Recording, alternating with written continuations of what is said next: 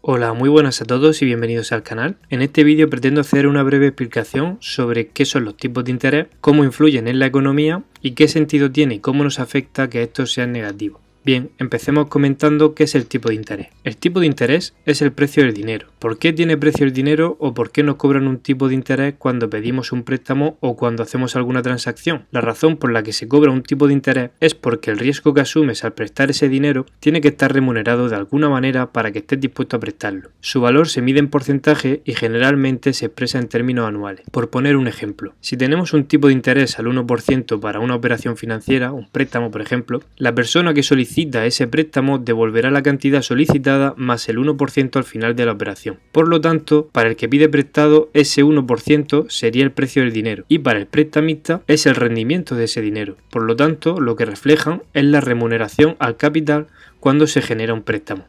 Por ejemplo, si presto a un banco 10.000 euros y en un año me devuelven 10.100 euros, el interés del préstamo son 100 euros y el tipo de interés será del 1%, que es el precio que le cobro al banco por haberle prestado mi dinero. Ahora bien, ¿qué influyen los tipos de interés? Bien, los factores que influyen, al igual que en cualquier bien o servicio, será la ley de la oferta y la demanda, es decir, lo establece el mercado. Así, cuanto menor sea esta tasa de interés, mayor demanda habrá de recursos financieros y por el contrario, cuanto mayor sea esta tasa, menor será la demanda de estos recursos financieros, obteniendo así un precio de equilibrio entre ahorro e inversión. Es decir, cuando hay muchas personas dispuestas a invertir y pocas a ahorrar, los tipos de interés tenderán a subir y al contrario, cuando hay más personas dispuestas a ahorrar que a invertir, tenderá a bajar. Un ejemplo práctico de por qué sucede esto es que cuando una persona quiere sacar un préstamo y se encuentra un crédito a un 10% de interés, estará menos dispuesta a solicitar o consumir este dinero y por el contrario, si el tipo de interés se encontrase a un 0,5%, estará más dispuesta a adquirir este dinero.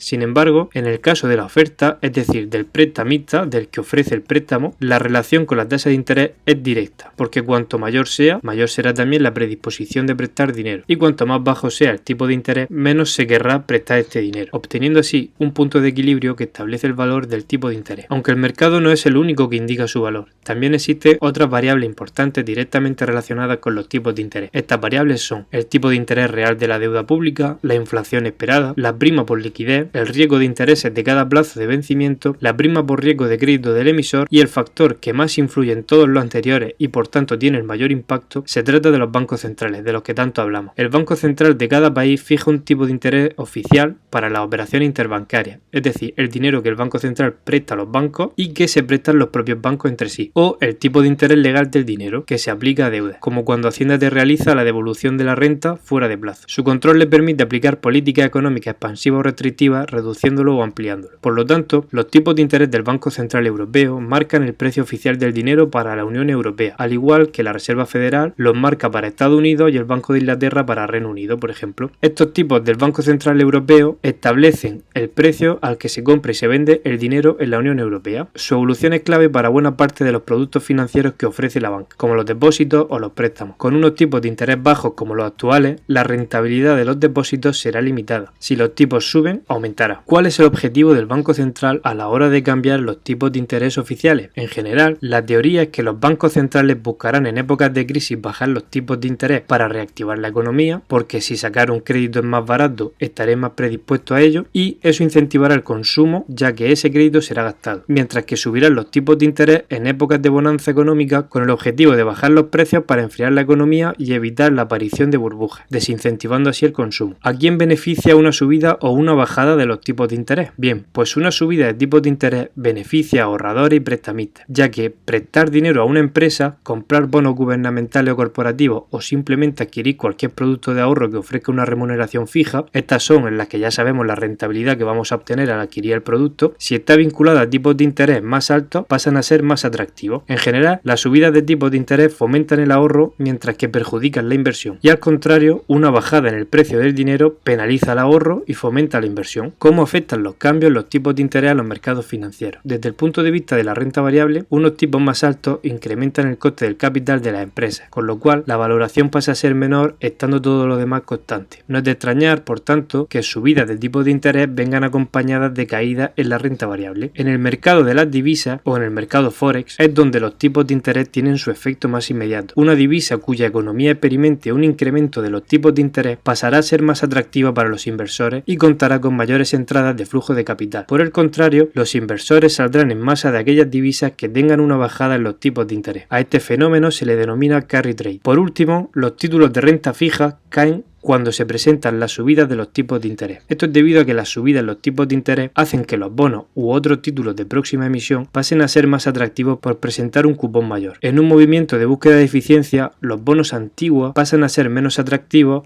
lo que provoca salida de inversores y por consiguiente caídas en el precio de los mismos. De la misma forma, los bonos, obligaciones u otros títulos de renta fija experimentan subidas en los precios en el momento en el que caen los tipos de interés. Los bonos antiguos pasan a ser más atractivos y los inversores se posicionan en ellos con más fuerza. Por esa razón se dice que los bonos responden de forma inversa a los cambios en los tipos de interés. Ahora bien, ¿qué sentido tiene que los tipos de interés estén en negativo? Bien, lo primero es aclarar que un tipo de interés negativo no es más que si una persona se endeuda, devolverá menos dinero del que recibió prestado. Para entender por qué sucede esto, tenemos que hacer referencia al concepto de política monetaria o política económica que hemos hablado antes. Los bancos centrales lo que tienden a hacer es a gestionar los tipos de interés y la cantidad de dinero o masa monetaria, es decir, si hacen recompras de activos. Esto es, como comentamos normalmente, si aumentan o reducen su balance. Cuando hablamos de política expansiva, estaríamos hablando de bajar tipos de interés y aumentar la liquidez, es decir, su balance. Esto se hace porque el Banco Central parte de la teoría de que la razón por la que la gente no consume es o bien porque el precio del dinero es muy alto o bien la liquidez muy baja, o ambas cosas a la vez. Esto quiere decir que si el consumidor no demanda lo que los bancos centrales esperan, que no quiere decir que no consuman, es porque se necesita incentivar esa demanda. Por ello, consideran incluso viable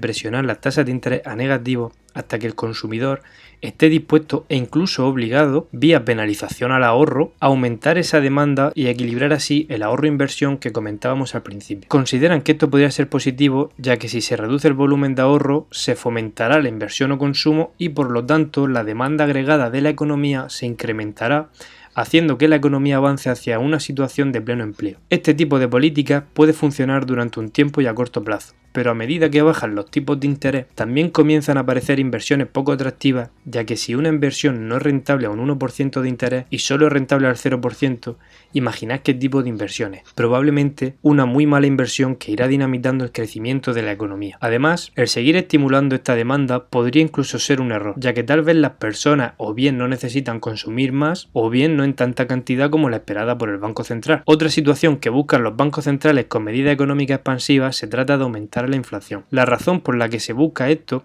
es porque de esta manera se erosiona el endeudamiento de los países, ya que los estados son grandes demandantes de crédito a medio y largo plazo, un crédito que está tasado en dinero, por lo cual si este dinero vale menos, querrá decir que el esfuerzo para devolverlo será menos. También se beneficiarán por efecto de ciertos impuestos, por ejemplo el IVA, en los que la proporción por pagar aumenta con el nivel de ingreso nominal y se eleva con la inflación. Sin embargo, esta inflación perjudicará a los ahorradores por norma general, como pueden ser los jubilados, ya que al jubilarse sus ingresos siempre aumentan en menor proporción que los precios, los trabajadores, que por dificultades de la empresa o por otras razones no logran que los aumentos de los salarios discurran paralelos a los aumentos de los precios, y los ahorristas, ya que las tasas de interés que reciben por sus ahorros es siempre menor a la tasa de inflación. Por lo tanto, entendemos que la inflación beneficiará al endeudado. Por ello, lo que intentan los bancos centrales con estas medidas es generar inflación, que constantemente nos dicen que no están llegando a su objetivo, pero la realidad es que la inflación sí existe. Pero existen bienes que no somos capaces de reproducir, como los de primera necesidad. Es por esto que la gente se queja de que sube el costo de la vida, pero no los sueldos o las pensiones, mientras que es más baja en productos de tecnología, por ejemplo,